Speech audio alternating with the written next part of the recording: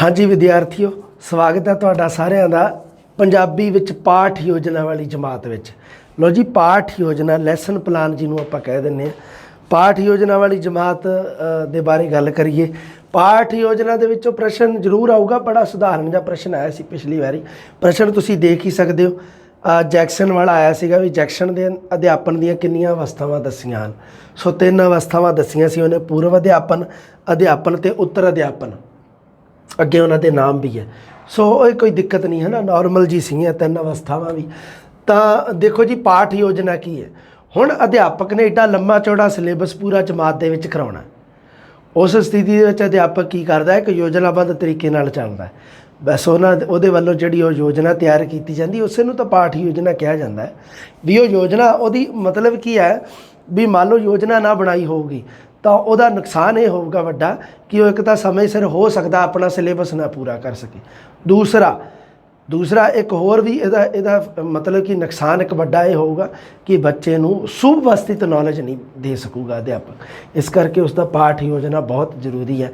बच्चे के पूर्व ज्ञान नूं नवें ज्ञान नाल जोड़ना, बच्चे के ज्ञान नूं पक्का करना, उसनूं पूरा स्थिर करना, ये सारियां चीज़ां जिहड़ियां उस दे बच्चे नूं क्रियाशील करना, ये सारियां चीज़ां पाठ योजना के अंतर्गत आ जांदियां।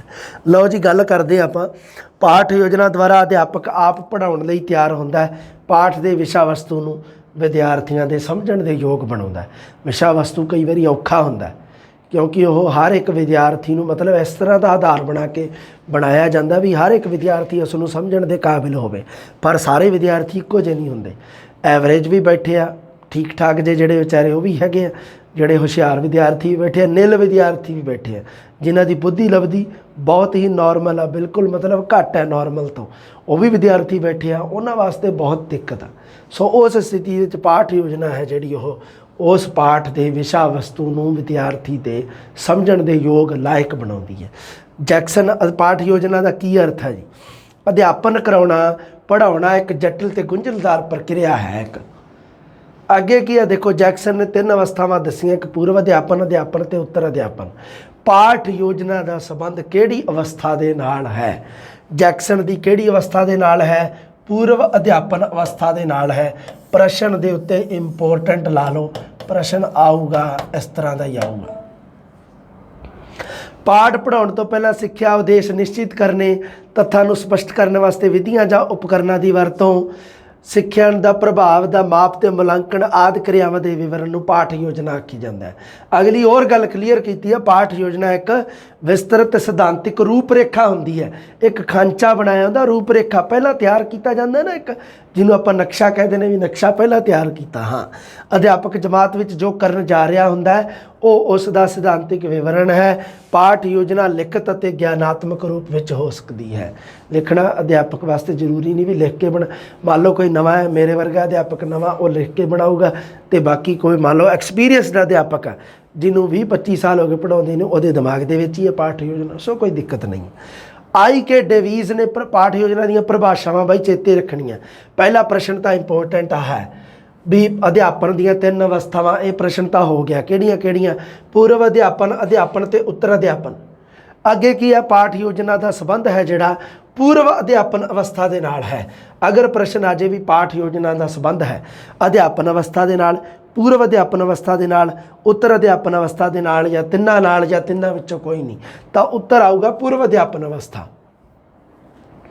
आई के डेवीज़ की परिभाषा भाई चेते रखना है। पाठ योजना अध्यापन तो पूर्व अवस्था आ गई ना गल होई, पूर्व अध्यापन अवस्था विच कीते गए नियोजना का सुभाविक प्रतिफल है। एनएल बॉसिंग के अनुसार पाठ योजना उस विवरण का नाम है जिस विच स्पष्ट किया जाता है कि पाठ योजना तो कि आ तो हूबहू बई चेते रखनिया परिभाषावां, ये तो मैं कुछ नहीं समझा सकता तुहानूं। एनएल बॉसिंग के अनुसार, बिनिंग ते बिनिंग के अनुसार, भाटिया ते भाटिया के अनुसार, ये जड़ियाँ 4 परिभाषावां तुसीं चेते रखनियां, याद रखनियां। प्रश्न आ सकता है क्योंकि आ एनएल बॉसिंग वाली परिभाषा जी बहुत इंपोर्टेंट है। आई के डिवीज़ वाली भी बहुत इंपोर्टेंट है। 2 परिभाषावां। सो पाठ योजना जी पूर्व अध्यापन अवस्था के नाल संबंधित है। किसी विषय की विशेष इकाई नाल संबंधित एक दैनिक योजना होंदी है जिस विच अध्यापक संभावी सिक्ख्या उद्देशां नूं ਕਰਨ ਲਈ ਸਕੂਲ ਦੇ ਕਿਸੇ ਵਿਸ਼ੇਸ਼ ਕਾਲਖੰਡ ਪੀਰੀਅਡ ਵਿੱਚ ਕਾਰਜ ਕਰਦਾ। ਸਕੂਲ ਦਾ ਜਿਹੜਾ ਪੂਰੇ ਦਾ ਪੂਰਾ ਇੱਕ ਦਿਨ ਦੀ ਪ੍ਰਕਿਰਿਆ ਜਿਹੜੀ ਦਿਨਚਰਿਆ ਹੁੰਦੀ ਹੈ ਉਹ ਪੀਰੀਅਡਸ ਕਾਲਾਂ ਦੇ ਵਿੱਚ ਵੰਡੀ ਹੁੰਦੀ ਹੈ, ਪੀਰੀਅਡ ਦੇ ਵਿੱਚ ਵੰਡੀ ਹੁੰਦੀ ਹੈ। 35 ਮਿੰਟ ਦਾ 40 ਮਿੰਟ ਦਾ ਪੀਰੀਅਡ ਹੈ ਨਾ, ਇਹਨਾਂ ਦੇ ਵਿੱਚ ਵੰਡੀ ਹੁੰਦੀ ਹੈ। ਬਸ ਉਹ 35-40 ਮਿੰਟਾਂ ਦੇ ਜਿਹੜੇ ਵਿੱਚ ਇੱਕ ਦੈਨਿਕ ਯੋਜਨਾ ਅਧਿਆਪਕ ਵੱਲੋਂ ਬਣਾਈ ਜਾਂਦੀ ਹੈ, ਉਸ ਨੂੰ ਪਾਠ ਯੋਜਨਾ ਕਿਹਾ ਜਾਂਦਾ ਹੈ। ਇਹਦੇ ਉਦੇਸ਼ ਕੀ ਹੁੰਦੇ ਆ? ਇੱਕ ਪਹਿਲਾ ਉਦੇਸ਼ ਤਾਂ ਕੀ ਹੈ? ਪਾਠ ਨੂੰ ਸਫਲ ਬਣਾਉਣਾ। ਦੇਖੋ ਅਧਿਆਪਕ ਵੱਲੋਂ ਜਿਹੜਾ ਬੱਚਿਆਂ ਨੂੰ ਪਾਠ ਪੜ੍ਹਾਇਆ ਜਾਊਗਾ ਜਿਹੜੇ ਵਿਸ਼ੇ ਦੇ ਵਿੱਚੋਂ, ਉਸ ਨੂੰ ਸਫਲ ਬਣਾਉਣਾ, ਉਸ ਨੂੰ ਸਫਲ ਵਾਸਤੇ ਪਾਠ ਯੋਜਨਾ ਜ਼ਰੂਰੀ ਹੈ। ਅਗਲੀ ਗੱਲ, ਇਸ ਦੀ ਉਪਯੋਗਿਤਾ ਪਾਠ ਦੀ ਸਫਲਤਾ ਉੱਤੇ ਨਿਰਭਰ ਕਰਦੀ ਹੈ। ਮੰਨ ਲਓ ਕਿਸੇ ਅਧਿਆਪਕ ਨੇ ਸ਼੍ਰੇਣੀ ਦੇ ਵਿੱਚ, ਜਮਾਤ ਦੇ ਵਿੱਚ ਕੀ ਕੀਤਾ ਵੀ ਪਾਠ ਯੋਜਨਾ ਉਸਨੇ ਵਰਤ ਕੇ ਤੇ ਪਾਠ ਪੜ੍ਹਾ ਦਿੱਤਾ।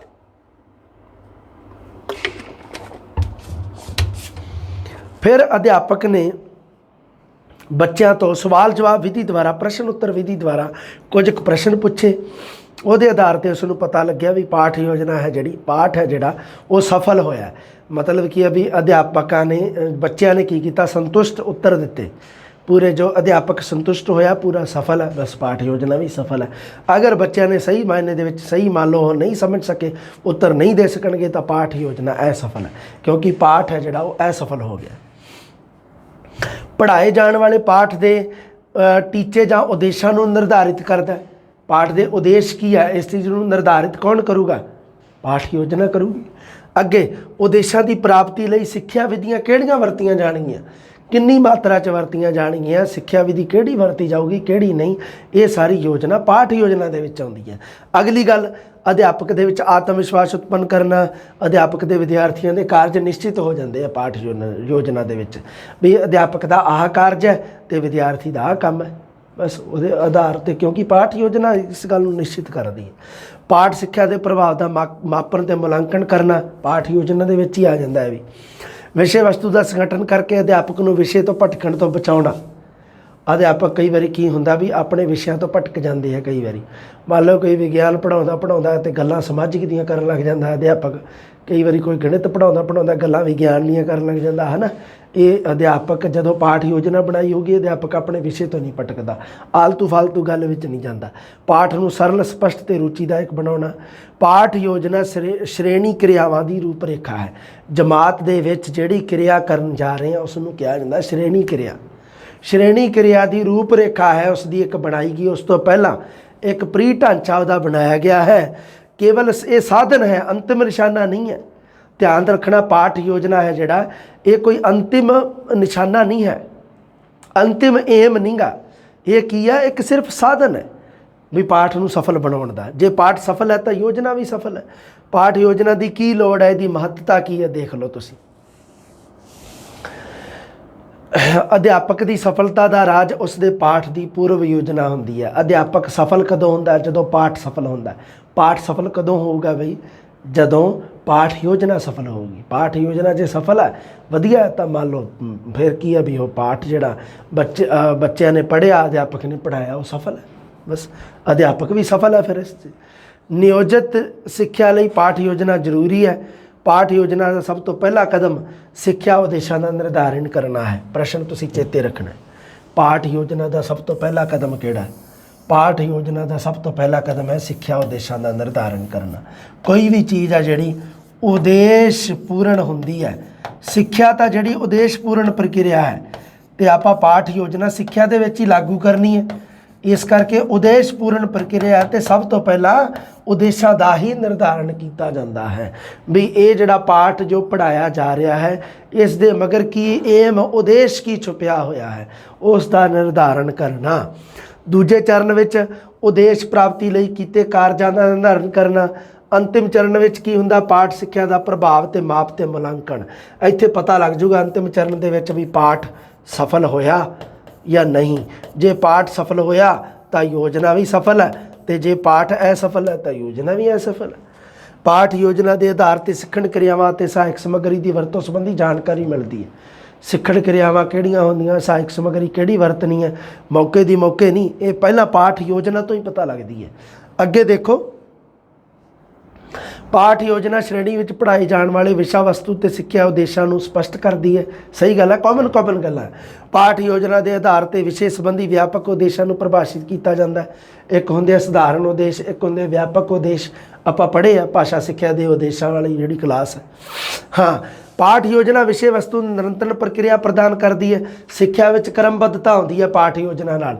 ਮੰਨ ਲਓ ਸਿੱਖਿਆ ਵਿੱਚ ਕ੍ਰਮਬੱਧਤਾ ਨਹੀਂ ਗੀ ਤਾਂ ਉਸ ਸਥਿਤੀ ਦੇ ਵਿੱਚ ਕੀ ਹੋਊਗਾ ਵੀ ਸਿੱਖਿਆ ਦੇ ਵਿੱਚ ਕ੍ਰਮਬੱਧਤਾ ਨਹੀਂ ਗੀ ਤਾਂ ਉਹ ਇਹ ਜਿਹੜਾ ਕ੍ਰਮ ਹੈ ਜਿਹੜਾ ਉਹ ਅਨਿਸ਼ਚਿਤ ਹੋਣ ਦਾ ਜਿਹੜਾ ਪ੍ਰਭਾਵ ਹੈ ਉਹ ਪਾਠ ਦੇ ਉੱਪਰ ਪਊਗਾ। ਪਾਠ ਦੇ ਉੱਪਰ ਪ੍ਰਭਾਵ ਪਊਗਾ। ਇਸ ਸਥਿਤੀ ਦੇ ਵਿੱਚ ਕੀ ਹੋਊਗਾ, ਵਿਦਿਆਰਥੀ ਵੀ ਇੰਨੀ ਰੁਚੀ ਨਹੀਂ ਲੈ ਸਕਣਗੇ। ਅਗਰ ਮੰਨ ਲਓ ਨਿਸ਼ਚਿਤ ਹੈ, क्रम निर्धारित किया गया भी हुण अध्यापक सब तो पहला पूर्व ज्ञान चैक करूगा, उस तो बाद उसनूं नवा ज्ञान प्रदान करूगा। अगर ये चीज़ां अध्यापक के दिमाग में पहला है तो उदों की है वो जिहड़ा अध्यापक वालों पढ़ाया गया पाठ है वो सफल है। तो जे नहीं गई पहला दिमाग दे विच फिर अध्यापक भी असफल है तो उहदे वालों पढ़ाया गया पाठ भी असफल है। विद्यार्थियों की तर्क शक्ति, उन्हों का विचार विश्लेषण, ये सारी योग्यता जिहड़ी ये पाठ योजना का करके आउंदी है। एक जिहड़ी वधिया पाठ योजना ना वो जदों एक अध्यापक ने क्लास दे विच लागू करती, उन्हें 30-35 मिनटां का जिहड़ा पीरीयड दे विच बच्चों नूं जो पाठ पढ़ाउणा है, पाठ योजना के अनुसार जे चलूगा ना अध्यापक तो उहदा प्लस पॉइंट की रहूगा भी जिहड़े विद्यार्थी उहदे विच क्रियाशील रहणगे, सारे क्रियाशील रहणगे, क्रियाशील होकर ज्ञान प्राप्त करनगे, उन्हां दी रुचि का विकास होगा। अगे की होगा देखो उन्हां दा तर्क विचार निर्णय कल्पना ये मानसिक शक्तियां का विकास होगा। अध्यापक पाठ योजना है जिहड़ा व्यक्तिगत भिन्नतावां नूं ध्यान विच रख के बनाउंदा है, क्योंकि हर एक बच्चे की अपनी एक इंडिविजुअल परसनैलिटी है, हर एक बच्चे की अपनी एक विलक्षण शख्सियत है, व्यक्तिगत विभिन्नता है, उस दे आधार पर बनाया जाता है। विद्यार्थी नूं पुनर्बलन नूं पंजाबी च किया जाता है, आपां वैसे फीडबैक कहते हैं, है ना, फीडबैक ही कहते हैं कि विद्यार्थी नूं पुनर्बलन पंजाबी च हलाशेरी देनी उसनूं। हाँ, परिस्थितियां ते उस दीयां क्रियावां ते काबू पाठ योजना के द्वारा ही निर्धारित किया जाता है।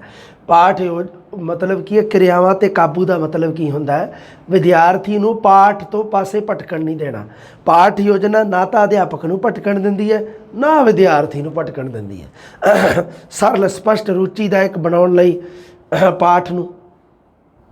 पाठ योजना विच अध्यापन सिੱਖਣ प्रक्रिया विच संबंध स्थापित किया जाता है। पाठ योजना दे विच अध्यापन ते सिੱਖਣ प्रक्रिया पढ़ना ते पढ़ाउणा दोनों दे विच संबंध स्थापित पाठ योजना करती है। पाठ योजना विच पूर्व ज्ञान के आधार पर नवा ज्ञान आ तो कॉमन जी गल ही है, पता ही है तुहानूं। शक्ति ते समय की बचत होंदी है पाठ योजना ते देख लो की ये अपने हैगे आ महत्व की है, लोड़ की है, इसकी महत्ता की गल कर रहे हैं। अध्यापक विच आत्मविश्वास पैदा करती है। पाठ की दोहराई करनी, अभ्यास, घर का काम पाठ योजना में ही सम्मिलित होंगे है। पाठ ये क्रियावां जिहड़ियां ये पाठ नूं स्थाई रूप प्रदान करदियां। घर का काम होमवर्क बच्चे नूं क्यों दिता जाता है, ये पाठ योजना के अंतर्गत ही हुंदा तां जो बच्चे का ज्ञान है जिहड़ा उसनूं स्थाई रूप प्रदान किया जा सके। चंगी पाठ योजना के गुण की हुंदे आ? एक चंगी पाठ योजना लिखती रूप दे विच हुंदी है, ये गल तुसीं ध्यान विच रखनी है। चंगी पाठ योजना लिखती रूप में बनाई जाती है अध्यापक वालों। हाँ, हालांकि मैं तुहानूं दस्सिया भी है भी जिहड़े एक्सपीरियंस टीचर आ उन्हां दे दिमाग दे विच ही बन जाती होंदी है। तो पर की है कि चंगी पाठ योजना जिहड़ी वो हमेशा लिखती रूप में होंदी है, चेते रखना है तुसीं। दूसरी गल, इहदे उद्देश स्पष्ट होंदे है, स्पष्ट ते विशेष उद्देशों का विवरण हुंदा है, पूर्व ज्ञान ते आधारित होंदी है। ओही गल आ गई, महत्ता दे गुण आ गए अगे। पाठ सिक्ख्या वास्ते किहड़ी सहायक समग्री किहड़े कोई दृश्य श्रव साधन कोई किहड़ा वरतिया जाऊगा, ये जिहड़ा सारे दा वेरवा हुंदा पाठ योजना दे विच। पाठ योजना नूं पढ़ाउण दे ढंग दा वर्णन करदी है। पाठ नूं पढ़ाउणा किहड़े तरीके नाल है, ये चंगी पाठ योजना दे विच हुंदा है। सिक्ख्या विधियां ते पुछे जाण वाले प्रश्नां दा वेरवा भी हुंदा है। तां ही तां एक चंगी पाठ योजना लिखती रूप दे विच बनदी है, इन्ना वड्डा प्रोजैक्ट के रूप विच बनदी है। चंगी पाठ योजना क्रियावां भरपूर होने करके अध्यापक नूं ठीक समय क्रिया करने का मौका प्रदान करती है। मान लो ठीक समय कोई मान लो क्रिया नहीं की अध्यापक ने तो वह है जिहड़ा पाठ है उसका पढ़ाया होया इन्ना सफल नहीं होगा। ਚੰਗੀ ਪਾਠ ਯੋਜਨਾ ਲਚਕਦਾਰ ਹੁੰਦੀ ਹੈ, ਮੌਕੇ ਅਨੁਸਾਰ ਇਹਦੇ ਵਿੱਚ ਬਦਲਾਵ ਕੀਤਾ ਜਾ ਸਕਦਾ, ਕੋਈ ਦਿੱਕਤ ਨਹੀਂ। ਚੰਗੀ ਪਾਠ ਯੋਜਨਾ ਵਿਅਕਤੀਗਤ ਭਿੰਨਤਾ ਦੇ ਆਧਾਰ ਤੇ ਹਰ ਪੱਧਰ ਦੇ ਹਰ ਲੈਵਲ ਦੇ ਵਿਦਿਆਰਥੀ ਨੂੰ ਸੰਤੁਸ਼ਟ ਕਰਦੀ ਹੈ। ਕਿਸੇ ਵੀ ਲੈਵਲ ਦਾ ਵਿਦਿਆਰਥੀ ਬੈਠਾ ਹੋਵੇ ਉਸ ਲੈਵਲ ਦੇ ਵਿਦਿਆਰਥੀ ਨੂੰ, ਕਿਉਂਕਿ ਉਹ ਵਿਅਕਤੀਗਤ ਭਿੰਨਤਾ ਦੇ ਆਧਾਰ ਤੇ ਨਿਰਮਾਣ ਕੀਤਾ ਹੁੰਦਾ ਹੈ। ਚੰਗੀ ਪਾਠ ਯੋਜਨਾ ਵਿੱਚ ਨਵੇਂ ਪਾਠ ਦਾ ਪੁਰਾਣੇ ਪਾਠ ਨਾਲ ਤਾਲਮੇਲ ਹੁੰਦਾ ਹੈ, ਬਿਲਕੁਲ ਸਹੀ ਹੈ, ਨਵੇਂ ਪਾਠ ਦਾ ਪੁਰਾਣੇ ਨਾਲ ਤਾਲਮੇਲ ਹੁੰਦਾ ਚੰਗੀ ਪਾਠ ਯੋਜਨਾ ਵਿੱਚ। ਪਾਠ ਯੋਜਨਾ ਵਿਦਿਆਰਥੀ ਨੂੰ ਵਧੇਰੇ ਕਾਰਜ ਵਿਸ਼ੇ ਤੋਂ ਇਲਾਵਾ ਕਰਨ ਦੇ ਮੌਕੇ ਪ੍ਰਦਾਨ ਕਰਦੀ ਹੈ। ਚੰਗੀ ਪਾਠ ਯੋਜਨਾ ਦੁਹਰਾਈ ਦਾ ਮੌਕਾ ਵੀ, ਦੁਹਰਾਈ ਦੇ ਮੌਕੇ ਵਿੱਚ ਘਰ ਦਾ ਕੰਮ ਦਿੱਤਾ ਜਾ ਸਕਦਾ ਬੱਚੇ ਨੂੰ ਜਿਹੜੇ ਲਾਸਟ ਦੇ ਵਿੱਚ ਪ੍ਰਸ਼ਨ ਉੱਤਰ ਪੁੱਛੇ ਜਾ ਸਕਦੇ ਆ, ਇਹ ਦੁਹਰਾਈ ਆ। ਉਸ ਦੀ ਦੁਹਰਾਈ ਕਿਉਂ ਕੀਤੀ ਜਾਂਦੀ ਹੈ? ਭਾਸ਼ਾ ਦੇ ਸਿੱਖਿਆ ਨੂੰ ਸਥਾਈ ਬਣਾਉਣ ਵਾਸਤੇ, ਗਿਆਨ ਨੂੰ ਸਥਾਈ ਰੂਪ ਪ੍ਰਦਾਨ ਕਰਨ ਵਾਸਤੇ। ਚੰਗੀ ਪਾਠ ਯੋਜਨਾ ਪ੍ਰੇਰਨਾਦਾਇਕ ਤੇ ਉਤਸ਼ਾਹਦਾਇਕ ਹੁੰਦੀ। ਲਓ ਜੀ, ਪਾਠ ਯੋਜਨਾ ਦੀਆਂ ਕਿਸਮਾਂ ਕਿਹੜੀਆਂ ਹੁੰਦੀਆਂ ਆ ਤੁਸੀਂ ਚੇਤੇ ਰੱਖਣਾ। ਮੁੱਖ ਰੂਪ ਵਿੱਚ ਹੁੰਦੀ ਹੈ 2 ਪ੍ਰਕਾਰ ਦੀ ਪਾਠ ਯੋਜਨਾ, ਇੱਕ ਹੁੰਦੀ ਹੈ ਵਾਰਸ਼ਿਕ ਐਨੂਅਲ ਤੇ ਇੱਕ ਹੁੰਦੀ ਹੈ ਦੈਨਿਕ। ਇੱਕ ਵਾਰਸ਼ਿਕ ਇੱਕ ਦੈਨਿਕ, ਇੱਕ ਵਾਰਸ਼ਿਕ ਇੱਕ ਦੈਨਿਕ, 2 ਹੀ ਪ੍ਰਕਾਰ ਦੀਆਂ ਹੁੰਦੀਆਂ। ਅੱਗੇ ਦੇਖੋ ਦੈਨਿਕ ਪਾਠ ਯੋਜਨਾ ਦੇ ਵਿੱਚ ਕਿਹੜੀਆਂ ਹੁੰਦੀਆਂ। ਦੈਨਿਕ ਪਾਠ ਯੋਜਨਾ ਵਾਰਸ਼ਿਕ ਪਾਠ ਯੋਜਨਾ ਕਿਹੜੀ ਹੁੰਦੀ ਹੈ? ਸਾਲ ਭਰ ਦੇ ਕਾਰਜ ਦੀ ਯੋਜਨਾ, ਮਤਲਬ ਪੂਰੇ ਦੇ ਪੂਰੇ ਸਿਲੇਬਸ ਦੀ ਯੋਜਨਾ। ਸਾਲ ਭਰ ਦੇ ਵਿੱਚ ਬੱਚੇ ਨੂੰ ਕੀ ਪੜ੍ਹਾਉਣਾ ਹੈ ਉਸ ਦੇ ਬਾਰੇ, ਸ਼੍ਰੇਣੀ ਦਾ ਸੰਪੂਰਨ ਪਾਠਕ੍ਰਮ ਨੂੰ ਕੀ ਕੀਤਾ ਜਾਂਦਾ ਹੈ, ਪੂਰਾ ਜਿਹੜਾ ਸਿਲੇਬਸ ਹੈ ਕਿਸੇ ਇੱਕ ਵਿਸ਼ੇ ਦਾ ਪਾਠਕ੍ਰਮ ਨੂੰ ਪੂਰੇ ਨੂੰ ਮਾਸਿਕ, ਸਪਤਾਹਿਕ ਅਤੇ ਦੈਨਿਕ ਇਕਾਈਆਂ ਵਿੱਚ ਵੰਡਿਆ ਜਾਂਦਾ ਹੈ। ਸੈਸ਼ਨ ਦੇ ਆਰੰਭ ਵਿੱਚ ਇਹ ਕੰਮ ਕਰ ਲਿਆ ਜਾਂਦਾ ਹੈ। ਜਦੋਂ ਆ ਸਤਰ ਸ਼ੁਰੂ ਹੋਊਗਾ ਨਾ, ਉਹਦੇ ਆਰੰਭ ਵਿੱਚ ਹੀ ਇਹ ਕੰਮ ਹੋ ਜਾਂਦਾ। ਇਹ ਹੁੰਦਾ ਵਾਰਸ਼ਿਕ ਪਾਠ ਯੋਜਨਾ। ਦੈਨਿਕ ਪਾਠ ਯੋਜਨਾ ਵਿੱਚ ਕੀ ਹੁੰਦਾ ਹੈ? ਅਧਿਆਪਕ ਇੱਕ ਦਿਨ ਵਿੱਚ, ਇੱਕ ਪੀਰੀਅਡ ਵਿੱਚ, ਇੱਕ 35-40 ਮਿੰਟਾਂ ਦੇ ਵਿੱਚ, 35 ਮਿੰਟ ਦੇ ਇੱਕ ਪੀਰੀਅਡ ਵਿੱਚ ਕੀ ਕਰੂਗਾ, ਜਿਹੜਾ ਤਿਆਰ ਕਰਦਾ ਪਾਠ ਯੋਜਨਾ ਤਿਆਰ ਕਰਦੇ ਸਮੇਂ ਅਧਿਆਪਕ ਪਾਠ ਦੀ ਸੀਮਾ, ਅਧਿਆਪਨ ਵਿਧੀ ਕਿਹੜੀ ਵਰਤੂਗਾ, ਸਮੱਗਰੀ ਕਿਹੜੀ ਹੋਊਗੀ, ਇਹ ਸਾਰੀ ਦੀ ਦੈਨਿਕ ਪਾਠ ਯੋਜਨਾ ਦੇ ਵਿੱਚ ਉਹ ਰੂਪ ਰੇਖਾ ਬਣਾਉਂਦਾ ਹੈ। ਇਸ ਨੂੰ ਕਿਹਾ ਜਾਂਦਾ ਹੈ ਦੈਨਿਕ ਪਾਠ ਯੋਜਨਾ। ਅੱਗੇ ਦੇਖੋ, ਦੈਨਿਕ ਪਾਠ ਯੋਜਨਾ ਜਿਹੜੀ ਉਹ 4 ਪ੍ਰਕਾਰ ਦੀ ਹੁੰਦੀ ਹੈ। ਅੱਗੇ ਇੱਕ ਹੁੰਦੀ ਹੈ ਵਿਸਤ੍ਰਿਤ ਪਾਠ ਯੋਜਨਾ, ਮੈਕਰੋ ਲੈਸਨ ਪਲਾਨ, ਸੰਖੇਪ ਪਾਠ ਯੋਜਨਾ, ਸੂਖਮ ਪਾਠ ਯੋਜਨਾ ਤੇ ਦੀਰਘ ਪਾਠ ਯੋਜਨਾ। 4 ਦੈਨਿਕ ਪਾਠ ਯੋਜਨਾ ਅੱਗੇ 4 ਪ੍ਰਕਾਰ ਦੀ ਆ। ਅੱਗੇ ਚਾਰਾਂ ਤੇ ਥੋੜੀ ਗੱਲ ਸੁਣ ਲਓ, ਕਲੀਅਰ ਆ ਤੁਹਾਡੀ ਗੱਲ, ਕੋਈ ਡੀਪ ਪੜ੍ਹਨ ਦੀ ਲੋੜ ਨਹੀਂ, ਸਧਾਰਨ ਪ੍ਰਸ਼ਨ ਆਊਗਾ ਬਸ। ਉਹੀ ਦੈਨਿਕ ਪਾਠ ਯੋਜਨਾ ਮੁੱਖ ਰੂਪ ਵਿੱਚ 2 ਪ੍ਰਕਾਰ ਦੀ, ਇੱਕ ਵਾਰਸ਼ਿਕ ਇੱਕ ਦੈਨਿਕ। ਵਾਰਸ਼ਿਕ ਪੜ੍ਹ ਲਈ ਆਪਾਂ, ਦੈਨਿਕ ਪੜ੍ਹ ਲਈ। ਅੱਗੇ ਉਹ ਕਹਿੰਦਾ ਵੀ ਦੈਨਿਕ ਪਾਠ ਯੋਜਨਾ ਜਿਹੜੀ ਉਹ 4 ਪ੍ਰਕਾਰ ਦੀ ਹੁੰਦੀ ਹੈ। ਅੱਗੇ ਸਭ ਤੋਂ ਪਹਿਲਾਂ ਵਿਸਤ੍ਰਿਤ ਕੀ ਹੁੰਦੀ ਹੈ? ਪੂਰਾ ਪੀਰੀਅਡ ਜਿਹੜਾ 40 ਮਿੰਟ ਵਾਸਤੇ, 40 35 ਕਿੰਨੇ ਦਾ ਵੀ ਹੋ ਸਕਦਾ, ਨਿਰਧਾਰਿਤ ਕੀਤਾ ਹੁੰਦਾ ਜਿਹੜਾ, ਸੋ ਉਹ 40 ਮਿੰਟ ਵਾਸਤੇ ਤਿਆਰ ਕੀਤੀ ਜਾਂਦੀ ਹੈ। ਜਿਹੜੀ ਇੱਕ ਪੂਰੇ ਪੀਰੀਅਡ ਵਾਸਤੇ ਤਿਆਰ ਕੀਤੀ ਗਈ ਪਾਠ ਯੋਜਨਾ ਦਾ ਨਾਮ ਹੁੰਦਾ ਹੈ ਵਿਸਤ੍ਰਿਤ ਪਾਠ ਯੋਜਨਾ, ਮੈਕਰੋ ਲੈਸਨ ਪਲਾਨ। ਵਿਸ਼ਾ ਵਸਤੂ ਸਮੇਂ ਤੇ ਸ਼੍ਰੇਣੀ ਦੇ ਅਨੁਸਾਰ ਚੁਣਿਆ ਜਾਊਗਾ। ਸਮਾਂ ਤਾਂ ਜ਼ਰੂਰੀ ਹੈ ਕਿਉਂਕਿ 40 ਮਿੰਟ ਦਾ ਸਮਾਂ ਹੋਊਗਾ। 40 ਮਿੰਟ ਕਿਹੜਾ ਪੀਰੀਅਡ, ਉਹ ਸਮੇਂ ਦਾ ਜ਼ਰੂਰੀ ਧਿਆਨ ਰੱਖਣਾ ਪੈਣਾ, ਸ਼੍ਰੇਣੀ ਜਮਾਤ ਦੇ ਅਨੁਸਾਰ। ਅੱਗੇ ਆ ਗਿਆ ਜੀ ਸੰਖੇਪ ਪਾਠ ਯੋਜਨਾ, ਬਰੀਫ ਲੈਸਨ ਪਲਾਨ। ਜਦੋਂ ਅਧਿਆਪਕ ਕੋਈ ਟ੍ਰੇਨਿੰਗ ਵਿੱਚ ਮਾਹਰ ਹੋ ਜਾਂਦਾ ਹੈ ਤਾਂ ਉਹ ਸੰਖੇਪ ਰੂਪ ਵਿੱਚ ਸਾਧਨ ਵਿਧੀ ਆਦਿ ਦੁਆਰਾ ਡਾਇਰੀ ਵਿੱਚ ਲਿਖ ਲੈਂਦਾ ਹੈ, ਉਸ ਨੂੰ ਕਿਹਾ ਜਾਂਦਾ ਸੰਖੇਪ ਪਾਠ ਯੋਜਨਾ। ਮਤਲਬ ਕੀ ਹੈ, ਅਧਿਆਪਕ ਆਪਣੀ ਟ੍ਰੇਨਿੰਗ ਵਿੱਚ ਜਦੋਂ ਮਾਹਰ ਹੈ, ਪੂਰਾ ਅਧਿਆਪਕ ਆਪਣੇ ਵਿਸ਼ੇ ਦੇ ਵਿੱਚ ਪੂਰਾ ਐਕਸਪਰਟ ਹੈ, ਉਸ ਸਥਿਤੀ ਦੇ ਵਿੱਚ ਕੀ ਹੁੰਦਾ ਹੈ, ਅਧਿਆਪਕ ਕੀ ਕਰਦਾ ਹੈ, ਆਪਣਾ ਸੰਖੇਪ ਰੂਪ ਦੇ ਵਿੱਚ ਕੁਝ ਕੁ ਸਾਧਨ ਵਿਧੀਆਂ ਦੁਆਰਾ ਡਾਇਰੀ ਦੇ ਵਿੱਚ ਆਪਣਾ ਲੈਸਨ ਪਲਾਨ ਲਿਖ ਲੈਂਦਾ ਹੈ, ਉਸ ਨੂੰ ਕਿਹਾ ਜਾਂਦਾ ਹੈ ਸੰਖੇਪ ਪਾਠ ਯੋਜਨਾ। ਅਗਲੀ ਸੂਖਮ ਪਾਠ ਯੋਜਨਾ ਮਾਈਕਰੋ, ਮੈਕਰੋ ਤੇ ਮਾਈਕਰੋ। ਮਾਈਕਰੋ ਹੁੰਦੀ ਹੈ ਇਸ ਯੋਜਨਾ ਦੀ ਵਰਤੋਂ ਅਧਿਆਪਨ ਕੌਸ਼ਲਾਂ ਵਿੱਚ ਨਿਪੁੰਨਤਾ ਪ੍ਰਾਪਤ ਕਰਨ ਲਈ ਕੀਤੀ ਜਾਂਦੀ ਹੈ। ਬਹੁਤ ਇੰਪੋਰਟੈਂਟ ਗੱਲ ਹੈ, ਅਧਿਆਪਨ ਕੌਸ਼ਲਾਂ ਵਿੱਚ ਨਿਪੁੰਨਤਾ ਪ੍ਰਾਪਤ ਕਰਨ ਵਾਸਤੇ, ਟੀਚਿੰਗ ਐਕਸਪਰਟ ਹੋਣ ਵਾਸਤੇ। ਇਸ ਰਾਹੀਂ ਅਧਿਆਪਕ ਦੇ ਵਿਵਹਾਰ ਵਿੱਚ ਸੁਧਾਰ ਆਉਂਦਾ ਹੈ। ਮੰਨ ਲਓ ਕੋਈ ਅਧਿਆਪਕ ਹੈ, ਉਸ ਦੇ ਵਿਵਹਾਰ ਦੇ ਵਿੱਚ ਕੋਈ ਥੋੜ੍ਹੀ ਬਹੁਤੀ ਦਿੱਕਤ ਹੈ ਜਾਂ ਕਿਤੇ ਨਾ ਕਿਤੇ ਪੜ੍ਹਾਉਂਦੇ ਸਮੇਂ ਦਿੱਕਤ ਆ, ਤਾਂ ਉਹਦੇ ਵਾਸਤੇ ਕੀ ਹੈ, ਇੱਕ ਛੋਟੇ ਸਮੂਹ ਨੂੰ 5 ਤੋਂ 6 ਮਿੰਟ ਵਿੱਚ ਸਿਰਫ ਉਸੇ ਵਿਵਹਾਰ ਦੇ ਆਧਾਰ ਤੇ ਉਸੇ ਕੌਸ਼ਲ ਨੂੰ ਲੈ ਕੇ ਪੜ੍ਹਾਇਆ ਜਾਂਦਾ ਹੈ, ਜਿਸ ਨੂੰ ਕਿਹਾ ਜਾਂਦਾ ਸੂਖਮ ਪਾਠ ਯੋਜਨਾ। ਦੀਰਘ ਪਾਠ ਯੋਜਨਾ ਮੈਗਾ ਲੈਸਨ ਪਲਾਨ ਕੀ ਹੁੰਦਾ, ਵਿਦਿਆਰਥੀ ਅਧਿਆਪਕਾਂ ਨੂੰ ਅਧਿਆਪਨ ਕੌਸ਼ਲ ਦੇ ਸੰਗਠਨ ਦੀ ਸਿਖਲਾਈ ਦਿੱਤੀ ਜਾਂਦੀ ਹੈ। ਵਿਦਿਆਰਥੀ ਅਧਿਆਪਕ ਜਿਹੜੇ ਹੁੰਦੇ ਆ, ਮਤਲਬ ਜਿਹੜੇ ਵੀ ਐਸੀ ਤੈਸੀ BSTC मतलब ਜਾਂ B.Ed ਕਰ ਰਹੇ ਆ ਉਹਨਾਂ ਨੂੰ ਕਿਹਾ ਜਾਂਦਾ ਵਿਦਿਆਰਥੀ ਅਧਿਆਪਕ। ਛਾਤਰਾ ਅਧਿਆਪਕ, ਹਾਂ ਅਧਿਆਪਨ ਕੌਸ਼ਲ ਦੇ ਸੰਗਠਨ ਦੀ ਸਿਖਲਾਈ ਦਿੱਤੀ ਜਾਂਦੀ ਹੈ। 8 ਤੋਂ 10 ਮਿੰਟ ਦੀ ਹੁੰਦੀ ਹੈ ਦੀਰਘ ਪਾਠ ਯੋਜਨਾ। ਅੱਗੇ ਵਿਸਤ੍ਰਿਤ ਦੈਨਿਕ ਪਾਠ ਯੋਜਨਾ ਨਿਰਮਾਣ ਦੀ ਵਿਧੀਆਂ ਕਿਹੜੀਆਂ? ਦੇਖੋ ਆਪਾਂ ਤਾਂ ਆਹ ਹੀ ਪੜ੍ਹਨੀ ਹੈ, ਆਪਣੀ ਤਾਂ ਆਹ 40 ਮਿੰਟ ਵਾਸਤੇ ਪੂਰੀ ਪੀਰੀਅਡ ਵਾਸਤੇ ਆਪਣਾ ਕੰਮ ਤਾਂ ਸਿਰਫ ਇਹਦੇ ਨਾਲ ਹੈ, ਕਿਉਂਕਿ ਤੁਸੀਂ ਵੀ ਅੱਗੇ ਜਾ ਕੇ ਸਕੂਲ 'ਚ ਪੜ੍ਹਾਉਣਾ ਹੀ ਹੈ। ਹਾਂ ਤਾਂ ਉਹਦੇ ਵਿੱਚ ਕੀ ਹੈ, ਪੂਰੇ ਪੀਰੀਅਡ ਵਾਸਤੇ ਕਿਹੜੀ ਹੈ? ਦੈਨਿਕ ਪਾਠ ਯੋਜਨਾ ਦਾ ਨਾਮ ਕੀ ਹੈ? ਵਿਸਤ੍ਰਿਤ ਪਾਠ ਯੋਜਨਾ, ਮਤਲਬ ਵਿਸਤ੍ਰਿਤ ਦੈਨਿਕ ਪਾਠ ਯੋਜਨਾ। ਵਿਸਤ੍ਰਿਤ ਦੈਨਿਕ ਪਾਠ ਯੋਜਨਾ ਕਿਹੜੀਆਂ ਵਿਧੀਆਂ ਹੈ? ਇੱਕ ਹਾਰਬਰਟ ਵਿਧੀ ਹੈ, ਇੱਕ ਮੌਰੀਸਨ ਦੀ ਇਕਾਈ ਵਿਧੀ ਹੈ, ਇੱਕ ਬਲੂਮ ਜਾਂ ਮੁਲਾਂਕਣ ਵਿਧੀ ਕਹਿ ਦਿੰਦੇ ਆ, ਇੱਕ ਖੇਤਰੀ ਸਿੱਖਿਆ ਮਹਾਵਿਦਿਆਲਿਆ ਮੈਸੂਰ ਦੀ ਵਿਧੀ ਹੈ, RCEM ਕਿਹਾ ਜਾਂਦਾ ਇਹਨੂੰ। ਹਾਰਬਰਟ ਵਿਧੀ ਹੈ ਜਿਹੜੀ ਸਾਰੀਆਂ ਤੋਂ ਪੁਰਾਣੀ ਵਿਧੀ ਹੈ। ਪਾਠ ਯੋਜਨਾ ਨਿਰਮਾਣ ਦੀਆਂ ਵਿਧੀਆਂ ਕਿਹੜੀਆਂ? ਇਹਨਾਂ ਦੇ ਸਟੈਪ ਚੇਤੇ ਰੱਖਣੇ ਆ, ਹੋਰ ਕੁਛ ਨਹੀਂਗਾ, ਇਸ ਤੋਂ ਉੱਤੇ ਹੈ ਹੀ ਕੁਛ ਨਹੀਂ। ਬਸ ਪਹਿਲਾਂ ਤਾਂ ਚੇਤੇ ਰੱਖਿਓ ਹਾਰਬਰਟ ਵਿਧੀ ਸਭ ਤੋਂ ਪੁਰਾਣੀ ਹੈ, ਹਾਰਬਰਟ ਨੇ ਵਿਕਸਿਤ ਕੀਤਾ। ਇਹਦੇ 5 ਸਟੈਪ ਹਨ। ਪ੍ਰਸ਼ਨ ਅਗਲਾ ਬਣਦਾ ਹੈ, ਹਾਰਬਰਟ ਵਿਧੀ ਦੇ ਕਿੰਨੇ ਕਦਮ ਹਨ, ਕਿੰਨੇ ਸਟੈਪ ਹਨ? ਜੀ 5। ਅੱਗੇ ਨਾਮ ਚੇਤੇ ਰੱਖਣੇ ਆ, ਤਿਆਰੀ ਜਾਂ ਜਾਣ ਪਛਾਣ ਪ੍ਰਪੇਰੇਸ਼ਨ, ਪੇਸ਼ਕਾਰੀ, ਤੁਲਨਾ ਤੇ ਸੰਬੰਧ, ਸਧਾਰਨੀਕਰਨ ਤੇ ਪ੍ਰਯੋਗ। ਬਸ ਪਹਿਲਾਂ ਤਿਆਰੀ ਤਾਂ ਇਹ ਪਾਠ ਅਧਿਆਪਨ ਦਾ ਠੋਸ ਆਧਾਰ ਮੰਨਦਾ ਹੈ। ਹਾਰਬਰਟ ਕਹਿੰਦਾ ਵੀ ਇਹ ਪਾਠ ਅਧਿਆਪਨ ਦਾ ਠੋਸ ਆਧਾਰ ਹੈ। ਜਿਹੜਾ ਪਹਿਲਾ ਸਟੈਪ ਹੈ ਤਿਆਰੀ ਜਾਂ ਜਾਣ ਪਛਾਣ, ਵਿਦਿਆਰਥੀਆਂ ਨੂੰ ਮਾਨਸਿਕ ਤੌਰ ਤੇ ਗਿਆਨ ਪ੍ਰਾਪਤ ਵਾਸਤੇ ਤਿਆਰ ਕੀਤਾ ਜਾਂਦਾ ਹੈ। ਇਹਨੂੰ ਤਿਆਰੀ ਜਾਂ ਜਾਣ ਪਛਾਣ ਹੋ ਗਈ। ਪੂਰਵ ਗਿਆਨ ਮੰਨ ਲਓ ਇਹ ਇੱਥੇ। ਦੂਸਰਾ ਪੇਸ਼ਕਾਰੀ, ਹੁਣ ਵਾਸਤਵਿਕ ਪਾਠ ਹੈ ਜਿਹੜਾ ਇੱਥੇ ਪੜ੍ਹਾਇਆ ਜਾਂਦਾ ਹੈ ਪੇਸ਼ਕਾਰੀ ਵਾਲੇ ਕਦਮ ਵਿੱਚ। ਪੇਸ਼ਕਾਰੀ ਵਾਲੇ ਵਿੱਚ ਜੋ ਵਾਸਤਵਿਕ ਪਾਠ ਬੱਚੇ ਨੂੰ ਪੜ੍ਹਾਉਣਾ ਚਾਹੁੰਦਾ ਅਧਿਆਪਕ, ਉਹ ਪੜ੍ਹਾਇਆ ਜਾਂਦਾ ਹੈ। ਉਪਕਰਨ ਸਾਧਨਾਂ ਦੀ ਵਰਤੋਂ ਕਰਕੇ ਪਾਠ ਸਮੱਗਰੀ ਨੂੰ ਪੜ੍ਹਾਉਂਦਾ ਹੈ। ਤੁਲਨਾ ਅਤੇ ਸੰਬੰਧ, ਫਿਰ ਉਹ ਕੀ ਕਰਦਾ? ਬੱਚੇ ਦੇ ਪਹਿਲੇ ਗਿਆਨ ਦੀ ਤੁਲਨਾ ਨਵੀਨ ਗਿਆਨ ਨਾਲ ਕਰਕੇ ਉਸਦੇ ਗਿਆਨ ਨੂੰ ਸਥਾਈ ਬਣਾਉਂਦਾ ਹੈ। ਉਹ ਤੁਲਨਾ ਅਤੇ ਸੰਬੰਧ, ਪਹਿਲੇ ਗਿਆਨ ਅਤੇ ਨਵੀਨ ਗਿਆਨ ਦੀ ਤੁਲਨਾ ਕਰਕੇ ਉਹਨਾਂ ਦੇ ਵਿੱਚ ਸੰਬੰਧ ਸਥਾਪਿਤ ਕਰਦਾ, ਕੰਪੈਰੀਜ਼ਨ ਐਂਡ ਐਸੋਸੀਏਸ਼ਨ।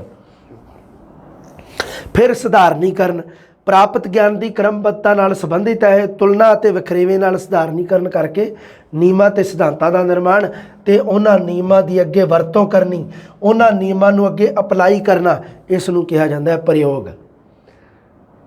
ਵਾਸਤਵਿਕ ਹਾਲਾਤਾਂ ਵਿੱਚ ਉਪਯੋਗ, ਹਾਰਬਰਟ ਵਿਧੀ ਔਸਤ ਦਰਜੇ ਦੇ ਵਿਦਿਆਰਥੀਆਂ ਵਾਸਤੇ ਜਿਹੜੇ ਐਵਰੇਜ ਹੈ ਜਿਹੜੇ ਵਿਚਾਰੇ। ਹਾਰਬਰਟ ਵਿਧੀ ਦੇ ਗੁਣ ਕੀ ਆ? ਮਨੋਵਿਗਿਆਨਿਕ ਆ, ਸਾਰੇ ਸਕੂਲੀ ਵਿਸ਼ਿਆਂ ਵਿੱਚ ਇਹ ਵਰਤੋਂ ਕੀਤੀ ਜਾ ਸਕਦੀ ਹੈ। ਪੂਰਵ ਅਰਜਿਤ ਗਿਆਨ ਦੇ ਉੱਪਰ ਆਧਾਰਿਤ ਆ। ਆਗਮਨ ਤੋਂ ਨਿਗਮਨ ਸੂਤਰ ਦੀ ਵਰਤੋਂ ਹੁੰਦੀ ਹੈ ਇਸ ਵਿਧੀ ਦੇ ਵਿੱਚ, ਧਿਆਨ ਰੱਖਣਾ ਤੁਸੀਂ। ਵਿਦਿਆਰਥੀ ਕਿਰਿਆਸ਼ੀਲ ਰਹਿੰਦਾ ਹੈ। ਅਰਜਿਤ ਗਿਆਨ ਨੂੰ ਨਵੀਨ ਪ੍ਰਸਥਿਤੀਆਂ ਵਿੱਚ ਪ੍ਰਯੋਗ ਕਰਨਾ ਸਿਖਾਇਆ ਜਾਂਦਾ ਹੈ। ਅਚੇਤਨ ਨੂੰ ਚੇਤਨ ਲਿਆਉਣ ਦੇ ਸਮਰੱਥ ਹੈ। ਹਾਰਬਰਟ ਵਿਧੀ ਦੇ ਦੋਸ਼ ਬਹੁਤ ਹੈ, ਕੋਈ ਦਿੱਕਤ ਨਹੀਂ, ਸਿਰਫ ਗਿਆਨਾਤਮਕ ਪਾਠ ਤੱਕ ਹੀ ਸੀਮਿਤ ਹੈ। ਸਿਰਫ ਗਿਆਨ ਹੀ ਦੇ ਸਕਦੀ ਹੈ ਉਸਦਾ, ਹੋਰ ਕੁਛ ਨਹੀਂ। ਸਿੱਖਣ ਨਾਲੋਂ ਅਧਿਆਪਨ ਉੱਤੇ ਜ਼ਿਆਦਾ ਜ਼ੋਰ ਹੈ। ਮਤਲਬ ਕੀ ਹੈ? ਇਹਦੇ ਵਿੱਚ ਅਧਿਆਪਕ ਜ਼ਿਆਦਾ ਕਾਰਜਸ਼ੀਲ ਹੈ, ਜ਼ਿਆਦਾ ਕਿਰਿਆਸ਼ੀਲ ਹੈ ਅਧਿਆਪਕ, ਬੱਚੇ ਨਹੀਂ। ਸਿੱਖਣ ਦਾ ਕੰਮ ਕੌਣ ਕਰ ਰਿਹਾ? ਬੱਚੇ। ਅਧਿਆਪਨ ਦਾ ਕੰਮ ਕੌਣ ਕਰ ਰਿਹਾ? ਅਧਿਆਪਕ। ਅਧਿਆਪਨ ਦਾ ਕੰਮ ਅਧਿਆਪਕ ਕਰ ਰਿਹਾ। ਸਮਾਨੀਕਰਨ ਜਾਂ ਸਧਾਨੀਕਰਨ ਦੀ ਵਿਧੀ ਇੰਨੀ ਸੌਖੀ ਨਹੀਂ ਗੀ। ਵੀ ਮਤਲਬ ਕੀ ਹੈ ਵੀ ਪੂਰਵ ਗਿਆਨ ਅਤੇ ਨਵੀਨ ਗਿਆਨ ਦਾ ਕੰਪੈਰੀਜ਼ਨ ਕਰਕੇ ਉਸ ਦੇ ਵਿੱਚੋਂ ਸਧਾਰਨ ਨਿਯਮ ਕੱਢਣੇ, ਇਹ ਵਿਧੀ ਇੰਨੀ ਸੌਖੀ ਨਹੀਂ ਗੀ ਜਿੰਨੀ ਹਾਰਬਰਟ ਨੇ ਸਮਝ ਲਈ ਹੈ। ਇਸ ਵਿੱਚ ਪ੍ਰਸਤੁਤੀਕਰਨ ਉੱਤੇ ਜ਼ਿਆਦਾ ਜ਼ੋਰ ਦਿੱਤਾ ਜਾਂਦਾ ਹੈ। ਇਸ ਕਰਕੇ ਇਹ ਵਿਧੀ ਹੈ ਜਿਹੜੀ ਇਹ ਕੋਈ ਮਤਲਬ ਐਵਰੇਜ ਹੀ ਹੈ ਵਿਧੀ। ਮੌਰੀਸਨ ਜਾਂ ਇਕਾਈ ਵਿਧੀ, ਇਸ ਵਿਧੀ ਦਾ ਸੰਚਾਲਕ ਸ਼ਿਕਾਗੋ ਯੂਨੀਵਰਸਿਟੀ ਦਾ ਅਧਿਆਪਕ MP ਮੌਰੀਸਨ। ਸੰਪੂਰਨ ਵਿਸ਼ੇ ਵਸਤੂ ਨੂੰ ਛੋਟੀਆਂ ਪਰੰਤੂ ਸਾਰਥਿਕ ਇਕਾਈਆਂ ਦੇ ਵਿੱਚ ਵੰਡ ਕੇ ਗਿਆਨ ਪ੍ਰਦਾਨ ਕੀਤਾ ਜਾਂਦਾ। ਧਿਆਨ ਰੱਖਣਾ ਇਹ ਮੌਰੀਸਨ ਜਾਂ ਇਕਾਈ ਵਿਧੀ ਦੇ ਵਿੱਚ ਹੈ। ਨਵੀਂ ਇਕਾਈ ਹੈ ਜਿਹੜੀ ਉਹ ਪਹਿਲਾਂ ਪੜ੍ਹਾਈ ਇਕਾਈ ਦੇ ਉੱਪਰ ਆਧਾਰਿਤ ਹੁੰਦੀ ਹੈ। ਸੰਪੂਰਨ ਪਾਠਕ੍ਰਮ ਇੱਕ ਦੂਜੇ ਦੇ ਨਾਲ ਸੰਬੰਧਿਤ ਹੋ ਜਾਂਦਾ ਹੈ। ਇਕਾਈ ਵਿਧੀ ਦੇ ਕਦਮ ਕਿਹੜੇ ਆ? ਜਿਵੇਂ ਹਾਰਬਰਟ ਦੀ ਵਿਧੀ ਦੇ ਸੀ ਉਵੇਂ ਹੀ ਇਕਾਈ ਵਿਧੀ ਦੇ ਵੀ 5 ਹੀ ਹੈ। ਪਹਿਲਾ ਖੋਜ ਪੜਤਾਲ ਹੈ, ਦੂਸਰਾ ਪ੍ਰਸਤੁਤੀਕਰਨ ਜਾਂ ਪੇਸ਼ਕਾਰੀ ਹੈ, ਤੀਸਰਾ ਆਤਮੀਕਰਨ ਹੈ, ਚੌਥਾ ਸੰਗਠਨਤਾ ਅਤੇ ਪੰਜਵਾਂ ਮੌਖਿਕ ਅਭਿਆਸ। ਲਓ ਜੀ ਬਹੁਤ ਸੌਖਾ ਦੇ ਰੱਖਿਆ, ਕੋਈ ਦਿੱਕਤ ਨਹੀਂ। ਖੋਜ ਪੜਤਾਲ ਹਾਰਬਰਟ ਵਿਧੀ ਦਾ ਪਹਿਲਾ ਹੈਗਾ ਨਾ ਤਿਆਰੀ, ਉਹਦੇ ਨਾਲ ਸੰਬੰਧਿਤ, ਉਹਦੇ ਨਾਲ ਹੀ ਮੈਚ ਖਾਂਦੀ ਹੈ। ਉਹਦੇ ਨਾਲ ਪੂਰਵ ਗਿਆਨ ਦੀ ਪੜਤਾਲ ਕੀਤੀ ਜਾਂਦੀ ਹੈ। ਖੋਜ ਪੜਤਾਲ ਦਾ ਮਤਲਬ ਵੀ ਪੂਰਵ ਗਿਆਨ, ਬੱਚੇ ਨੂੰ ਜਿਹੜਾ ਪਾਠ ਪੜ੍ਹਾਇਆ ਜਾਂਦਾ ਹੈ ਉਸ ਪਾਠ ਦੇ ਵਿਸ਼ੇ ਬਾਰੇ ਬੱਚੇ ਦਾ ਪੂਰਵ ਗਿਆਨ ਕਿੰਨਾ ਕੁ ਹੈ ਉਸ ਦੇ ਬਾਰੇ ਚੈੱਕ ਕਰਨਾ, ਖੋਜ ਪੜਤਾਲ। ਫਿਰ ਪ੍ਰਸਤੁਤੀਕਰਨ ਸੰਖੇਪ ਰੂਪ ਵਿੱਚ ਵਿਸ਼ਾ ਵਸਤੂ ਪੇਸ਼ ਕਰਦਾ ਹੈ। ਬੱਚੇ ਦੀ ਸਮਝ ਦੀ ਪ੍ਰੀਖਿਆ ਲੈਣ ਲਈ ਪ੍ਰਸ਼ਨ ਵੀ ਪੁੱਛਦਾ ਪ੍ਰਸਤੁਤੀਕਰਨ ਜਾਂ ਪੇਸ਼ਕਾਰੀ ਵਿੱਚ। ਆਤਮੀਕਰਨ ਵਿਦਿਆਰਥੀ ਵਿਅਕਤੀਗਤ ਪੱਧਰ ਤੇ ਪੁਸਤਕਾਲਾ ਪ੍ਰਯੋਗਸ਼ਾਲਾ ਦੀ ਵਰਤੋਂ ਕਰਕੇ ਵਿਸ਼ੇ ਵਸਤੂ ਨੂੰ ਗ੍ਰਹਿਣ ਕਰਦਾ ਹੈ, ਉਸ ਦਾ ਆਤਮੀਕਰਨ ਕਰਦਾ ਹੈ। ਹਰ ਵਿਦਿਆਰਥੀ ਨੂੰ ਇੱਕ ਨਿਰਦੇਸ਼ਕ ਪੱਤਰ ਦਿੱਤਾ ਜਾਂਦਾ ਹੈ ਜਿਸ ਵਿੱਚ ਉਹ ਆਪਣੇ ਔਂਕੜਾਂ ਅਖਿਆਈਆਂ ਜਿਹੜੀਆਂ ਕਠਿਨਤਾਵਾਂ ਆ ਰਹੀਆਂ, ਔਂਕੜ ਮਤਲਬ ਕਠਿਨਾਈ ਜਾਂ ਜਿਸ ਨੂੰ ਕਹਿ ਦਿੰਦੇ ਆ ਅਖਿਆਈ ਕਠਿਨਾਈ,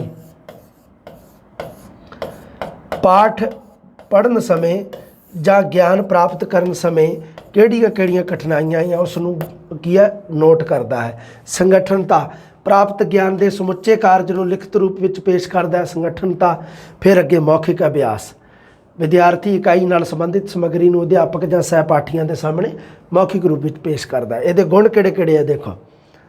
ਗੈਸਟਾਲਟ ਦੇ ਸਿਧਾਂਤ ਦੇ ਉੱਪਰ ਆਧਾਰਿਤ ਹੈ। ਲਓ ਜੀ ਗੈਸਟਾਲਟ ਥਿਓਰੀ ਹੈ ਜਿਹੜੀ ਉਹਦੇ ਆਧਾਰਿਤ ਹੈ।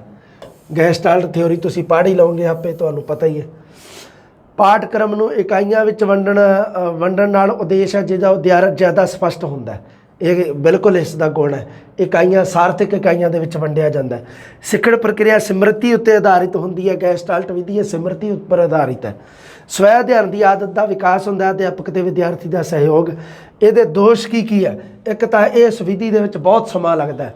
ਪਾਠਕ੍ਰਮ ਸਮੇਂ ਸਿਰ ਨਹੀਂ ਹੋ ਸਕਦਾ, ਫਿਰ 2 ਸਮੈਸਟਰ ਚਾਹੀਦੇ ਉਹਦੇ ਵਾਸਤੇ, ਤਾਂ ਫਿਰ 2 ਸਾਲਾਂ 'ਚ ਹੋਊਗਾ, 1 ਸਾਲ ਤੱਕ। ਵਿਅਕਤੀਗਤ ਭਿੰਨਤਾ ਹੋਣ ਕਾਰਨ ਹਰ ਨਿਯਮ ਬੱਚੇ ਦੇ ਯੋਗ ਨਹੀਂ ਹੈ।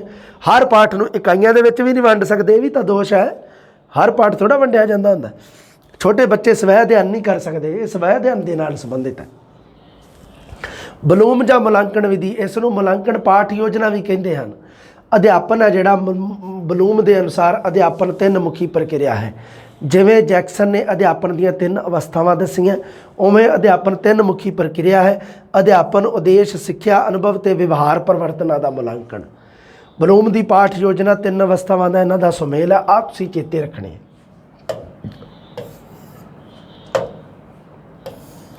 ਪਹਿਲਾਂ ਅਧਿਆਪਨ ਉਦੇਸ਼ ਨਿਰਧਾਰਿਤ ਕੀਤੇ ਜਾਂਦੇ ਆ, ਫਿਰ ਸਿੱਖਣ ਅਨੁਭਵ ਹੁੰਦੇ ਆ, ਫਿਰ ਵਿਵਹਾਰ ਪਰਿਵਰਤਨ ਹੁੰਦੇ ਆ। ਕਿਉਂਕਿ ਸਿੱਖਿਆ ਵਿਵਹਾਰ ਮੇਂ ਪਰਿਵਰਤਨ ਹੈ। ਵਿਵਹਾਰ ਦੇ ਵਿੱਚ ਜੇ ਪਰਿਵਰਤਨ ਨਹੀਂ ਹੁੰਦਾ ਤਾਂ ਉਹ ਸਿੱਖਿਆ ਜਿਹੜੀ ਉਹ ਪੂਰੀ ਨਹੀਂ ਗੀ। ਫਿਰ ਹਾਂ, ਅਧਿਆਪਨ ਕਿਹੜੇ 3 ਅਵਸਥਾਵਾਂ ਦਾ ਇਸ ਦਾ ਵਰਣਨ ਥੱਲੇ ਦਿੱਤਾ ਹੋਇਆ ਜੀ। ਇਹਦਾ ਪਹਿਲਾ ਅਧਿਆਪਨ ਉਦੇਸ਼ ਕਿਹਨੂੰ ਕਿਹਾ ਜਾਂਦਾ ਹੈ? ਉਦੇਸ਼ ਮਾਰਗ ਪ੍ਰਦਰਸ਼ਨ ਦੇ ਨੀਤੀ ਕਥਨ ਹਨ, ਸਮੁੱਚੇ ਵਿਦਿਅਕ ਢਾਂਚੇ ਦਾ ਆਧਾਰ ਬਣਦੇ ਹਨ। ਸਿੱਖਣ ਪ੍ਰਕਿਰਿਆ ਹੈ ਜਿਹੜੀ ਉਹ ਇੱਕ ਉਦੇਸ਼ਪੂਰਨ ਹੈ। ਦੇਖੋ ਜੀ, ਕੋਈ ਵੀ ਪਾਠ ਜਾਂ ਕੋਈ ਵੀ ਸਿੱਖਿਆ ਸਮੱਗਰੀ ਬੱਚੇ ਨੂੰ ਜਦੋਂ ਪ੍ਰਦਾਨ ਕਰਾਉਣੀ ਹੈ ਆਪਾਂ, ਤਾਂ ਉਦੋਂ ਕੀ ਹੈ ਉਸਦੇ ਉਦੇਸ਼ ਨਿਰਧਾਰਿਤ ਕੀਤੇ ਜਾਂਦੇ ਆ। ਕਿਉਂਕਿ ਸਿੱਖਿਆ ਜਿਹੜੀ ਉਹ ਹਮੇਸ਼ਾ ਆਲਵੇਜ਼ ਇੱਕ ਉਦੇਸ਼ਪੂਰਨ ਪ੍ਰਕਿਰਿਆ ਹੁੰਦੀ ਹੈ। ਅਗਲਾ ਸਟੈਪ ਕੀ ਹੈ? ਸਿੱਖਣ ਅਨੁਭਵ। ਉਦੇਸ਼ਾਂ ਦੀ ਪ੍ਰਾਪਤੀ ਵਾਸਤੇ ਕੀ ਕੀਤਾ ਜਾਂਦਾ? ਉਦੇਸ਼ ਨਿਰਧਾਰਿਤ ਹੋ ਗਏ, ਫਿਰ ਅੱਗੇ ਉਦੇਸ਼ਾਂ ਦੀ ਪ੍ਰਾਪਤੀ ਕਰਨੀ, ਉਹਦੇ ਵਾਸਤੇ ਯੋਗ ਸਿੱਖਿਆ ਵਾਤਾਵਰਣ ਪ੍ਰਦਾਨ ਕਰਨਾ, ਇਸ ਨੂੰ ਕਿਹਾ ਜਾਂਦਾ ਸਿੱਖਿਆ ਅਨੁਭਵ। ਮੁਲਾਂਕਣ, ਵਿਵਹਾਰ ਪਰਿਵਰਤਨ, ਇਹ ਕਦਮ ਸਿੱਖਣ ਪ੍ਰਕਿਰਿਆ ਦੇ ਨਤੀਜਿਆਂ ਦੇ ਮੁਲਾਂਕਣ ਨਾਲ ਸੰਬੰਧਿਤ ਹੈ। ਵਿਦਿਆਰਥੀ ਦੇ ਵਿਵਹਾਰ ਪਰਿਵਰਤਨ ਦਾ ਮਾਪਣ ਦਾ ਯਤਨ ਕੀਤਾ ਜਾਂਦਾ ਹੈ। ਮੁਲਾਂਕਣ ਵਿਧੀ ਅਤੇ ਪਾਠ ਯੋਜਨਾ। ਹੁਣ ਲਓ ਜੀ, ਮੁਲਾਂਕਣ ਵਿਧੀ ਨੂੰ ਪਾਠ ਯੋਜਨਾ ਦੇ ਵਿੱਚ ਆਪਾਂ ਜੋੜ ਦੇਣਾ।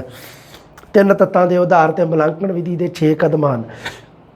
ਹਰਬਰਟ ਸਪੈਂਸਰ ਦੀ ਤੇ ਜਿਹੜੀ ਉੱਪਰ ਆਪਾਂ ਇੱਕ ਵਿਧੀ ਪੜ੍ਹੀ ਹੈ ਉਹਦਾ ਨਾਮ ਹੈਗਾ ਇਕਾਈ ਵਿਧੀ। ਦੋਵਾਂ ਦੇ ਇਹਨਾਂ ਦੇ ਤਾਂ ਹੈਗੇ 5-5 ਸਟੈਪ, ਪਰ ਮੁਲਾਂਕਣ ਵਿਧੀ ਹੈ ਜਿਹੜੀ ਬਲੂਮ ਵਾਲੀ ਉਹ ਹੈਗੀ ਹੈ ਜੀ, ਉਹਦੇ 6 ਸਟੈਪ ਆ। ਵਿਸ਼ਾ ਵਸਤੂ ਜਾਂ ਸਿੱਖਿਆ ਬਿੰਦੂ, ਅਧਿਆਪਨ ਉਦੇਸ਼ ਤੇ ਉਹਨਾਂ ਦਾ ਵਰਣਨ, ਅਧਿਆਪਕ ਕਿਰਿਆਵਾਂ, ਵਿਦਿਆਰਥੀ ਕਿਰਿਆਵਾਂ, ਅਧਿਆਪਨ ਸਾਧਨ ਤੇ ਮੁਲਾਂਕਣ। ਮੁਲਾਂਕਣ ਵਿਧੀ ਦੇ ਗੁਣ ਕੀ ਹੈ ਜੀ? ਇਹ ਮਨੋਵਿਗਿਆਨਿਕ ਆ। ਇਸ ਵਿਧੀ ਨੇ ਅਧਿਆਪਨ ਉਦੇਸ਼, ਸਿੱਖਿਆ ਅਨੁਭਵ ਤੇ ਵਿਵਹਾਰ ਪਰਿਵਰਤਨ ਵਿੱਚ ਨੇੜੇ ਦਾ ਸੰਬੰਧ ਸਥਾਪਿਤ ਕੀਤਾ। ਦੇਖੋ ਆਹ ਤੁਸੀਂ ਚੇਤੇ ਰੱਖਣਾ। ਇੱਕ ਕੀ ਹੈ? ਇੱਕ ਤਾਂ ਹੈਗਾ ਸਿੱਖਿਆ ਉਦੇਸ਼, ਇੱਕ ਸਿੱਖਣ ਅਨੁਭਵ ਤੇ ਵਿਵਹਾਰ ਪਰਿਵਰਤਨ। ਇਹਨਾਂ 3 ਸ਼ਬਦਾਂ ਦਾ ਸੰਬੰਧ ਮੁਲਾਂਕਣ ਵਿਧੀ ਦੇ ਨਾਲ ਆ, ਇਹ ਚੇਤੇ ਰੱਖਣਾ। ਦੋਸ਼ ਕੀ ਹੈ ਇਹਦੇ? ਉਦੇਸ਼ ਲਿਖਣ ਸਮੇਂ ਮਾਨਸਿਕ ਕਿਰਿਆਵਾਂ ਜਾਂ ਯੋਗਤਾਵਾਂ ਦਾ ਧਿਆਨ ਨਹੀਂ ਰੱਖ ਸਕਦਾ। ਸਾਰੇ ਬੱਚਿਆਂ ਦੀ ਇੱਕੋ ਸਮਾਨ ਤਰੀਕੇ ਨਾਲ ਮਾਨਸਿਕ ਯੋਗਤਾ ਨਹੀਂ ਹੁੰਦੀ, ਪਰ ਅਧਿਆਪਕ ਉਹਨਾਂ 'ਤੇ ਧਿਆਨ ਨਹੀਂ ਰੱਖਦਾ, ਤਾਂ ਇਹ ਦੋਸ਼ ਹੈ ਬਹੁਤ ਵੱਡਾ। ਅਧਿਆਪਨ ਉਦੇਸ਼, ਅਨੁਭਵ ਤੇ ਮੁਲਾਂਕਣ ਨੂੰ ਇੱਕ ਸੰਗਠਨ ਵਿੱਚ ਢਾਲਣਾ ਜਿਹੜਾ ਇਹ ਮੁਸ਼ਕਲ ਹੈ। ਉਦੇਸ਼ਾਂ ਨੂੰ, ਅਨੁਭਵ ਤੇ ਮੁਲਾਂਕਣ ਨੂੰ ਇੱਕੋ ਹੀ ਸੰਗਠਨ ਦੇ ਵਿੱਚ ਢਾਲਣਾ ਬਹੁਤ ਮੁਸ਼ਕਲ ਹੈ। ਅਧਿਆਪਨ ਉਦੇਸ਼, ਅਨੁਭਵ ਤੇ ਮੁਲਾਂਕਣ, ਇਹਨਾਂ ਨੂੰ ਇੱਕ ਸੰਗਠਨ ਵਿੱਚ ਢਾਲਣਾ ਮੁਸ਼ਕਲ ਹੈ। ਇਹ ਇਸ ਦਾ ਬਹੁਤ ਵੱਡਾ ਦੋਸ਼ ਹੈ। ਅੱਗੇ ਆ ਗਿਆ ਜੀ, ਅਗਲੀ ਜਿਹੜੀ ਵਿਧੀ ਹੈ ਉਹ ਹੈਗੀ ਹੈ ਜੀ ਖੇਤਰੀ ਸਿੱਖਿਆ ਮਹਾਵਿਦਿਆਲਿਆ ਮੈਸੂਰ ਵਿਧੀ। ਖੇਤਰੀ ਸਿੱਖਿਆ ਕਾਲਜ ਮੈਸੂਰ ਵੱਲੋਂ ਇਹ ਵਿਧੀ ਹੈ ਜਿਹੜੀ ਸੰਪਾਦਿਤ ਕੀਤੀ ਗਈ ਹੈ। ਇਹ ਵਿਧੀ ਜਿਹਦਾ ਨਾਮ ਹੈ RCEM। ਇਹ ਵਿਧੀ ਪ੍ਰਣਾਲੀ ਤਕਨੀਕ ਦੇ ਉਪਯੋਗ ਦੇ ਵਰਤੋਂ ਉੱਪਰ ਆਧਾਰਿਤ ਹੈ। ਇੰਪੋਰਟੈਂਟ ਪ੍ਰਸ਼ਨ ਵੀ ਜਿਹੜੀ RCEM ਵਿਧੀ ਹੈ ਉਹ ਕਿਹੜੀ ਤਕਨੀਕ ਦੇ ਉੱਪਰ ਆਧਾਰਿਤ ਹੈ? ਉਹ ਹੈਗੀ ਜੀ ਪ੍ਰਣਾਲੀ ਤਕਨੀਕ, ਸਿਸਟਮ ਅਪਰੋਚ ਉੱਪਰ ਆਧਾਰਿਤ ਹੈ। ਇਹਦੇ 3 ਪੱਖ ਹਨ: ਆਦਾਨ, ਪ੍ਰਕਿਰਿਆ ਤੇ ਨਿਕਾਸ ਜਾਂ ਉਤਪਾਦਨ। Input, process, output. ਇਹ ਬਸ ਤੁਸੀਂ ਧਿਆਨ ਰੱਖਣਾ ਹੈ। ਇੱਕ ਆਦਰਸ਼ ਚੰਗੀ ਪੰਜਾਬੀ ਪਾਠ ਯੋਜਨਾ ਦੇ ਰੰਗ ਅਤੇ ਰੂਪ ਰੇਖਾ ਕੀ ਹੁੰਦੀ ਹੈ? ਸਹਾਇਕ ਸਮੱਗਰੀ ਕਿਹੜੀ ਚਾਹੀਦੀ ਹੁੰਦੀ ਹੈ? ਉਹਦੇ ਵਾਸਤੇ ਦੇਖੋ, ਇਹਦੇ ਵਿੱਚ ਚਾਕ ਬੋਰਡ, ਝਾੜਨ ਡਸਟਰ ਨੂੰ ਕਿਹਾ ਜਾਂਦਾ, ਜਿਹੜਾ ਡਸਟਰ ਹੁੰਦਾ ਸਾਫ਼ ਕਰਨ ਵਾਸਤੇ ਬੋਰਡ ਨੂੰ। ਇਹਦੇ ਉਦੇਸ਼ ਦੇਖ ਲਓ, 2 ਉਦੇਸ਼ ਹੁੰਦੇ ਆ, ਇੱਕ ਤਾਂ ਹੁੰਦੇ ਆ ਸਧਾਰਨ, ਇੱਕ ਹੁੰਦੇ ਆ ਵਿਸ਼ੇਸ਼ ਉਦੇਸ਼। ਤੁਸੀਂ ਦੋਨੋਂ ਹੀ ਚੇਤੇ ਰੱਖਣੇ। ਨੋਰਮਲ ਜੀ ਗੱਲ ਹੈ, ਜ਼ਿਆਦਾ ਇੰਨਾ ਡੀਪ ਪ੍ਰਸ਼ਨ ਨਹੀਂ ਆਉਂਦਾ ਹੁੰਦਾ। ਹਾਲਾਂਕਿ ਇਹ ਮੈਂ ਲਿਖ ਦਿੱਤਾ, ਮੈਂ ਕਿਹਾ ਚਲੋ ਕੋਈ ਗੱਲ ਨਹੀਂ, ਤੁਹਾਡੇ ਵੀ ਕੰਮ ਸ਼ਾਇਦ ਆ ਜੇ ਕਿਤੇ ਨਾ ਕਿਤੇ। ਪ੍ਰਸ਼ਨ ਹੈ ਜਿਹੜਾ ਉੱਪਰੋਂ ਆ ਜਾਊਗਾ। ਬਸ ਪਾਠ ਯੋਜਨਾ ਦੇ ਵਿੱਚੋਂ ਕੋਈ ਵੀ ਪ੍ਰਸ਼ਨ ਆਊਗਾ ਉਹ ਉੱਪਰੋਂ ਆ ਜਾਊਗਾ, ਪਰ ਤੁਸੀਂ ਉਦੇਸ਼ ਜ਼ਰੂਰ ਧਿਆਨ ਰੱਖਣੇ। ਸ਼ਬਦਾਵਲੀ ਤੇ ਗਿਆਨ ਵਿੱਚ ਵਾਧਾ, ਮੁਹਾਵਰੇ, ਵਾਕੰਸ਼ ਤੇ ਅਖਾਣਾਂ ਦਾ ਗਿਆਨ, ਸ਼ੁੱਧ ਉਚਾਰਨ ਤੇ ਮੌਖਿਕ ਪ੍ਰਗਟਾਅ ਵਿੱਚ ਨਿਪੁੰਨ, ਵਾਚਣ ਦਾ ਅਭਿਆਸ, ਲਿਖਣ ਦਾ ਵਿਕਾਸ, ਸਾਹਿਤ ਦੇ ਰੂਪਾਂ ਬਾਰੇ ਜਾਣਕਾਰੀ ਦੇਣਾ। ਇਹ ਸਾਰੇ ਕੀ ਹੈ? ਸਧਾਰਨ ਉਦੇਸ਼ ਆ ਇੱਕ ਆਦਰਸ਼ ਪੰਜਾਬੀ ਪਾਠ ਯੋਜਨਾ ਦੇ। ਸੋਝਾਤਮਕਤਾ ਤੇ ਸਾਹਿਤਕ ਰੁਚੀ ਦਾ ਵਿਕਾਸ, ਮਾਨਸਿਕ, ਬੌਧਿਕ ਤੇ ਕਲਪਨਾ ਸ਼ਕਤੀ ਦਾ ਵਿਕਾਸ। ਲਓ ਠੀਕ ਹੈ, ਵਿਸ਼ੇਸ਼ ਉਦੇਸ਼ਾਂ ਦੀ ਗੱਲ ਕਰਦੇ ਹਾਂ ਆਪਾਂ। ਸਭ ਤੋਂ ਪਹਿਲਾਂ ਦੇਖੋ ਕੀ ਹੁੰਦਾ ਹੈ। ਹਾਂ, ਵਿਅਕਤੀ, ਸਥਾਨ ਜਾਂ ਘਟਨਾ ਬਾਰੇ ਜਾਣਕਾਰੀ, ਕਾਵਿ ਦੇ ਭਾਵ ਸੰਦੇਸ਼ ਨੂੰ ਵਿਦਿਆਰਥੀ ਤੱਕ ਪਹੁੰਚਾਉਣਾ, ਵਿਆਕਰਣ ਦੇ ਕਿਸੇ ਵਿਸ਼ੇਸ਼ ਪੱਖ ਬਾਰੇ, ਇਹ ਵਿਸ਼ੇਸ਼ ਉਦੇਸ਼ ਆਉਂਦੇ ਆ। ਕਹਾਣੀ, ਨਾਵਲ, ਨਾਟਕ, ਇਕਾਂਗੀ ਬਾਰੇ ਜਾਣਕਾਰੀ, ਨਿਬੰਧ, ਪਾਠ ਦਾ ਸਾਰ, ਕਵਿਤਾ ਭਾਵ ਨੂੰ ਪ੍ਰਗਟ ਦੇ ਯੋਗ, ਇਹ ਵਿਸ਼ੇਸ਼ ਉਦੇਸ਼ਾਂ ਦੀ ਸ਼੍ਰੇਣੀ 'ਚ ਆਉਂਦੇ ਆ। ਪੂਰਵ ਗਿਆਨ ਜਾਂ ਪੂਰਵ ਗਿਆਨ ਪ੍ਰੀਖਿਆ, ਅੱਗੇ ਆ ਦੇਖ ਲਓ ਜੀ। ਹਾਂ, ਪੂਰਵ ਗਿਆਨ ਇੱਕ ਆ ਗਿਆ ਆਦਰਸ਼ ਪੰਜਾਬੀ ਪਾਠ ਯੋਜਨਾ ਦੇ ਅੰਗ ਤੇ ਰੂਪ ਰੇਖਾ। ਉਹਦੇ ਵਿੱਚ ਸਭ ਤੋਂ ਪਹਿਲਾਂ ਸਹਾਇਕ ਸਮੱਗਰੀ, ਫਿਰ ਉਸ ਤੋਂ ਬਾਅਦ ਉਦੇਸ਼ ਨਿਰਧਾਰਿਤ ਕੀਤੇ ਹੁੰਦੇ ਆ, ਫਿਰ ਉਸ ਤੋਂ ਬਾਅਦ ਪੂਰਵ ਗਿਆਨ ਪ੍ਰੀਖਿਆ, ਪ੍ਰਸਤਾਵਨਾ ਜਿਹਨੂੰ ਆਪਾਂ ਕਹਿ ਦਿੰਦੇ ਹਾਂ। ਵਿਸ਼ਾ ਵਸਤੂ ਦੀ ਸਮਝ ਪ੍ਰਸਤਾਵਨਾ ਦੀ ਸੁਭਾਵਿਕਤਾ 'ਤੇ ਨਿਰਭਰ ਕਰਦੀ ਹੈ ਜੀ। ਹੁਣ ਇੱਥੇ ਕੀ ਆ? ਪੂਰਵ ਗਿਆਨ ਦੀ ਪ੍ਰੀਖਿਆ ਹੋ ਰਹੀ ਹੈ 3 ਨੰਬਰ 'ਤੇ।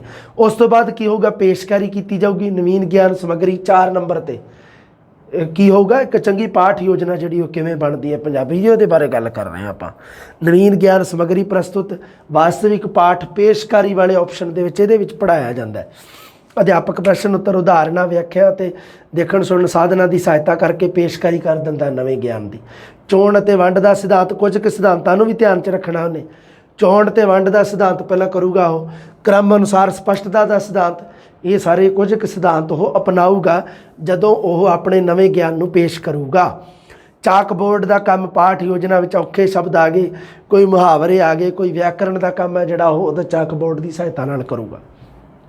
ਦੁਹਰਾਈ, ਪਾਠ ਸਮਾਪਤ ਹੋਣ ਤੋਂ ਬਾਅਦ ਸੰਬੰਧਿਤ ਦੁਹਰਾਈ ਦੇ ਪ੍ਰਸ਼ਨ ਅਧਿਆਪਕ ਕੀ ਕਰੂਗਾ? ਆਪਣੇ ਅਧਿਆਪਨ ਪੱਧਤੀ ਤੇ ਵਿਦਿਆਰਥੀਆਂ ਦੀ ਗ੍ਰਹਿਣਸ਼ੀਲਤਾ ਦਾ ਮੁਲਾਂਕਣ ਹੋਊਗਾ ਉਹਦੇ ਨਾਲ। ਪ੍ਰਸ਼ਨ ਉੱਤਰ ਵਿਧੀ ਦੀ ਵਰਤੋਂ ਕਰ ਸਕਦਾ ਹੈ ਅਧਿਆਪਕ ਦੁਹਰਾਈ ਦੇ ਕੰਮ ਵਿੱਚ। ਦੁਹਰਾਈ ਤੋਂ ਪਹਿਲਾਂ ਖੰਡ ਦੁਹਰਾਈ ਵੀ ਕਰਾਈ ਜਾਂਦੀ ਹੈ। ਜਿਵੇਂ ਮੁਲਾਂਕਣ ਮੌਖਿਕ ਤੇ ਲਿਖਤ ਦੋਨੋਂ ਤਰ੍ਹਾਂ ਨਾਲ ਹੋ ਸਕਦਾ ਹੈ ਜੀ। ਉਦੇਸ਼ ਆਧਾਰਿਤ ਪ੍ਰਸ਼ਨ ਪੁੱਛ ਕੇ ਪਾਠ ਦੇ ਉਦੇਸ਼ਾਂ ਦਾ ਮੁਲਾਂਕਣ, ਤੇ ਫਿਰ ਉਸ ਤੋਂ ਬਾਅਦ ਘਰ ਦਾ ਕੰਮ, ਹੋਮਵਰਕ, ਪਾਠ ਦਾ ਵਾਚਨ, ਲਿਖਣ, ਕਹਾਣੀ ਸੁਣਾਉਣਾ, ਕਵਿਤਾ, ਵਿਆਖਿਆ, ਨਿਬੰਧ ਲਿਖਣਾ, ਵੱਖ-ਵੱਖ ਤਰ੍ਹਾਂ ਦੇ ਬੱਚੇ ਨੂੰ ਆਪਾਂ ਘਰ ਦੇ ਕੰਮ ਦੇ ਸਕਦੇ ਹਾਂ। ਘਰ ਦੇ ਕੰਮ ਦੇ ਆਧਾਰ 'ਤੇ ਕੀ ਹੋਊਗਾ? ਬੱਚੇ ਦਾ ਜਿਹੜਾ ਗਿਆਨ ਹੈ ਉਸ ਨੂੰ ਸਥਾਈ ਰੂਪ ਮਿਲੂਗਾ। ਲਓ ਜੀ, ਪਾਠ ਯੋਜਨਾ ਜਿਹੜੀ ਉਹ ਖਤਮ। ਪ੍ਰਸ਼ਨ ਆ ਜਿਹੜੇ ਉੱਪਰੋਂ ਆ ਜਾਣਗੇ, ਬਸ ਜਿਹੜੇ ਕਾਮਨ ਗੱਲਾਂ ਤੁਸੀਂ ਚੇਤੇ ਰੱਖਣੀਆਂ ਪਾਠ ਯੋਜਨਾ ਵਿੱਚ, ਉਸ ਤੋਂ ਇਲਾਵਾ ਕੁਛ ਨਹੀਂ। ਲਓ ਜੀ, ਮਿਲਦੇ ਅਗਲੀ ਜਮਾਤ ਲੈ ਕੇ ਜਲਦੀ। ਸਤਿ ਸ੍ਰੀ ਅਕਾਲ।